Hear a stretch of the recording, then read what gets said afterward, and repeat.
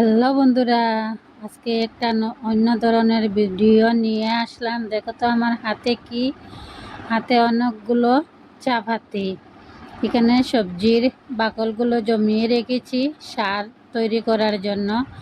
দেখো আমার ফুল গাছের জন্য সারগুলো তৈরি করে নিলাম, এখন ফুল গাছে দিয়ে দেব। দেখো তো বন্ধুরা কেমন হলো। সবজির বাকল, তারপরে গরুর গোবর, চাপাতি, অনেকগুলো জিনিস আছে, এগুলো দিয়ে সার তৈরি করলাম। করে এখন চলে যাচ্ছি হাত ধোবো। দেখো আমি সরাসরি থেকে ডেটল নিয়ে আসলাম। ডেটল দিয়ে আমি হাতটা ধুয়ে নিব। তখন ডেটল দিয়ে কেঞ্চি দিয়ে ডেটলটা কেটে নিলাম। কেটে হাতের মধ্যে অল্প একটু দিয়েছি, বেশি দেইনি।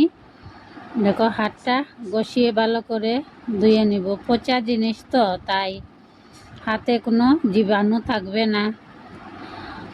ভালো করে হাতটা ধুয়ে নিলাম।